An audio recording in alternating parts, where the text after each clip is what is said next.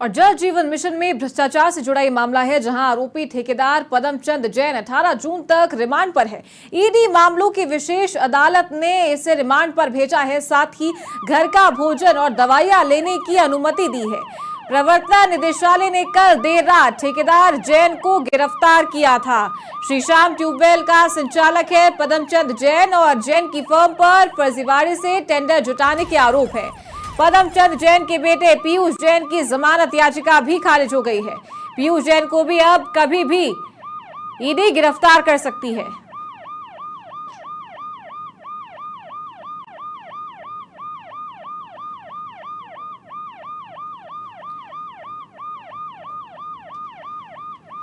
तो जल जीवन मिशन में भ्रष्टाचार से जुड़े मामलों पर ईडी लगातार कार्रवाई कर रही थी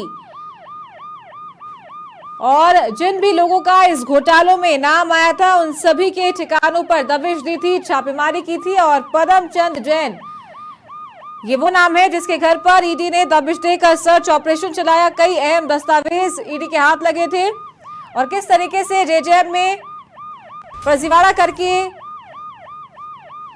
करोड़ों का भ्रष्टाचार किया है, टेंडर्स लिए हैं, उन सबको लेकर भी जो इनपुट है वो ईडी के हाथ लगा था।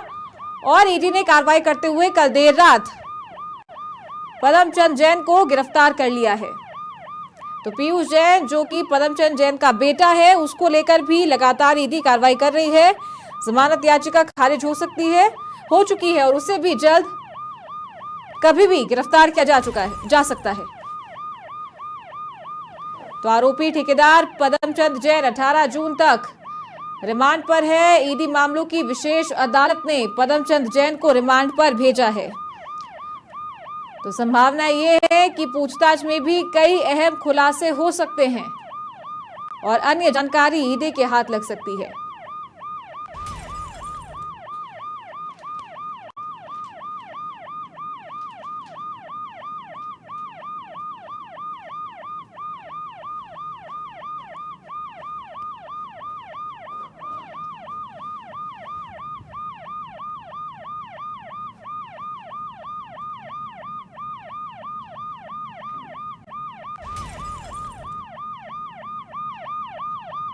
तो 2023 में विधानसभा चुनाव से पहले जल जीवन मिशन में जो घोटाला हुआ है, टेंडरों को लेकर फर्जी टेंडर जो जारी किए गए हैं और साथ ही जो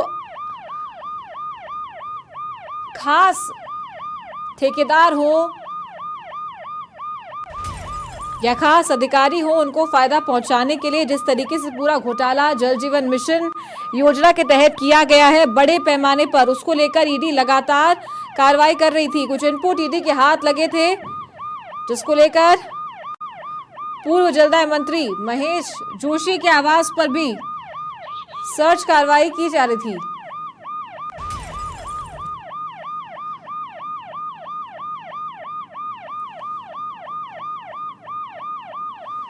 तो जल जीवन मिशन योजना के तहत जो भ्रष्टाचार हुआ है उसमें आरोपी ठेकेदार पदमचंद जैन को 18 जून तक रिमांड पर रखा गया है। कल देर रात इन्हें गिरफ्तार किया गया। और ज्यादा जानकारी के साथ हमारे सहयोगी यादवेंद्र शर्मा सीधा हमारे साथ लाइव जुड़ गए, उनका रुख करते हैं। यादवेंद्र, लगातार आप कवरेज कर रहे थे, जानकारी दे रहे थे, पिछले लंबे समय से ईडी इन सब लोगों को रडार पर रखी हुई थी और आज जाके इस ठेकेदार को गिरफ्तार कर लिया है। क्या कुछ इनपुट ईडी के हाथ लगा था और अब तक कार्रवाई में क्या कुछ सामने आया इस ठेकेदार के खिलाफ? यादवेंद्र, क्या अब तक मेरी आवाज पहुंच पा रही है?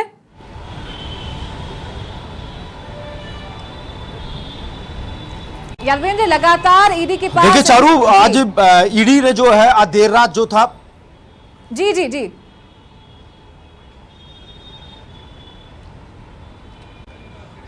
देखिए चारू, ईडी ने देर रात जो है पदमचंद जैन जो कि श्याम ट्यूबवेल कंपनी के जो मालिक हैं उसको गिरफ्तार किया था। और देर रात ईडी ने गिरफ्तार करने के बाद उससे काफी देर पूछताछ की। पूछताछ के बाद में आज उसको कोर्ट में पेश किया।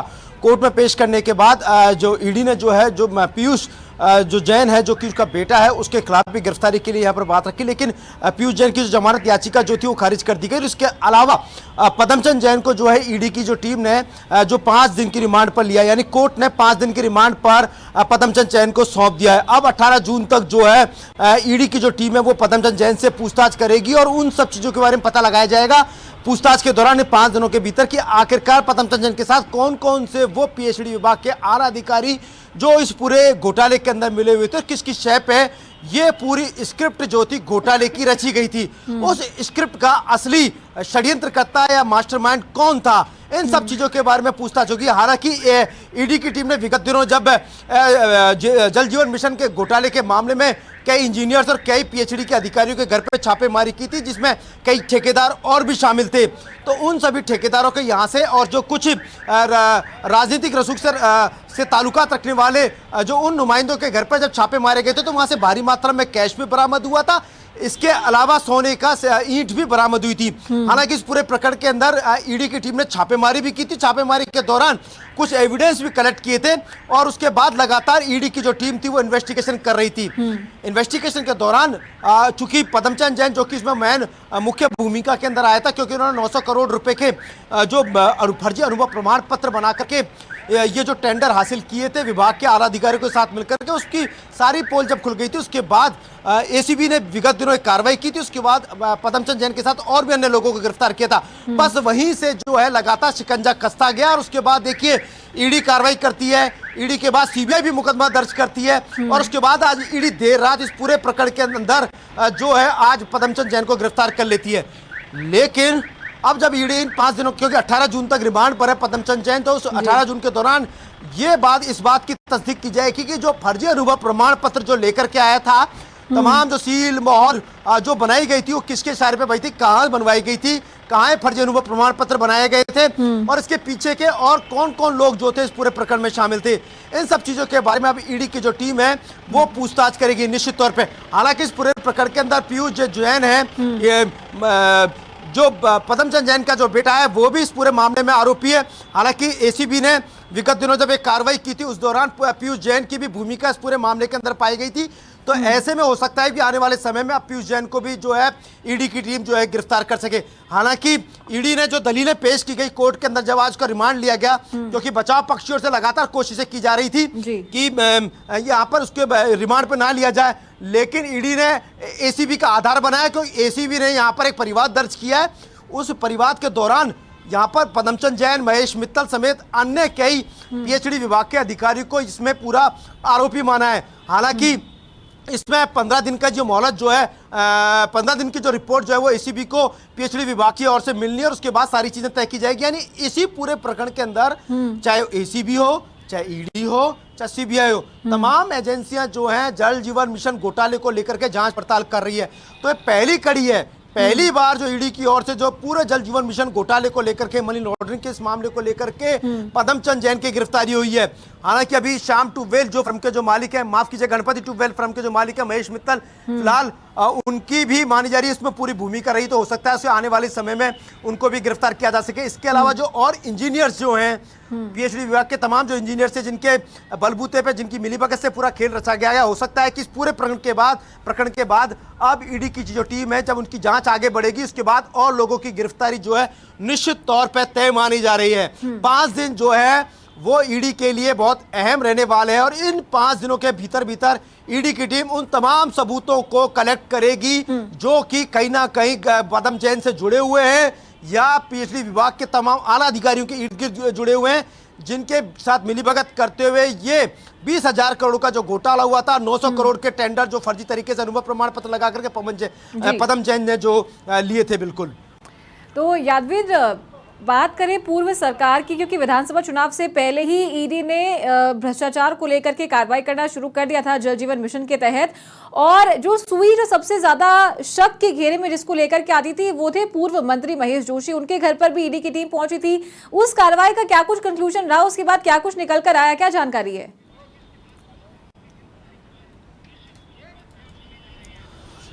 देखिए, इस पूरी भूमिका के अंदर महेश जो मंत्री थे, महेश जोशी जो थे, पीएचडी के मिनिस्टर थे और उन्हीं की पूरी अगुवाई के अंदर देखिए पूरा खेल रचा गया था। हालांकि ईडी ने इसी के चलते देखिए विगत दिनों महेश जोशी के घर पे कार्रवाई भी की थी और कार्रवाई भी काफी लंबी चली थी और वहां से काफी एविडेंस जो थे, सबूत जो थे वो इकट्ठे किए गए थे और इसके बाद ईडी ने पूछताछ के लिए महेश जोशी को कम से कम 7 से 8 नोटिस जो है वो अभी तक भेज चुकी है। हालांकि महेश जोशी ने उस नोटिसों का प्रोटेस्ट भी किया और लगातार ईडी के यहां पर जब नोटिस भेजे जा रहे थे उसके बाद पूछताछ के लिए नहीं आए। हालांकि अब जब पदमचंद जैन की जब गिरफ्तारी हुई है तो माना जा रहा है कि महेश जोशी से एक बार फिर से ईडी की जो टीम है वो पूछताछ कर सकती है और पूछताछ के बाद में सारी चीजें निकल करके सामने आएगी कि जो स्क्रिप्ट रची गई थी, जो षड्यंत्र रचा गया था, वो षड्यंत्र के अंदर कौन कौन लोग शामिल थे। क्या उनको इस बात की जानकारी नहीं थी कि इतना लंबा घोटाला जो किया गया है, 20,000 करोड़ का घोटाला इरकॉन का था, उसमें 900 करोड़ के टेंडर इस ठेकेदार ने लिए थे, वो भी फर्जी अनुभव प्रमाण पत्र लगा करके, उनको चेक क्यों नहीं किया गया। और इन सब को लेकर के जो पूछताछ जो होनी थी, उस पूछताछ के बाद में पदमचंद जैन को तो गिरफ्तार कर लिया, लेकिन बाकी जो लोग हैं जो इस पूरे मामले में अभी संशय के घेरे में थे, शिकंजे के घेरे में थे ईडी के में, तो निश्चित तौर पे अब उन सब पर शिकंजा कसेगा। और इसी गिरफ्तारी के साथ मैं आपको बता दूं कि कहीं ना कहीं महेश जोशी की मुसीबतें भी कम नहीं होंगी, इससे मुसीबतें लगातार बढ़ेगी। हो सकता है अब ईडी की टीम जल्दी से जल्द उसको पूछताछ के लिए महेश जोशी को बुलाए और उसके बाद सारी चीजों को क्लियर करते हुए हो सकता है उनको भी गिरफ्तार करे, क्योंकि केवल महेश जोशी उस समय तत्काल काफी करीबी माने जाते हैं। और जी संजय बड़ाई की अगर बात करें, एक ब्यूरोक्रेट की बात करें और साथ ही खुद महेश जोशी की भी अगर बात करें, और जिस तरीके से आपने बताया गणपति ट्यूबवेल के जो मालिक है महेश मित्तल, अब उन पर भी सभी पर गाज गिरने वाली है। लेकिन एक ध्यान देने वाली बात यह है कि इन पर पहले भी जो ईडी है वो सर्च ऑपरेशन चला चुकी है, कार्रवाई चला चुकी है और कई कुछ दस्तावेज जो महत्वपूर्ण है वो निकल कर आए थे सामने।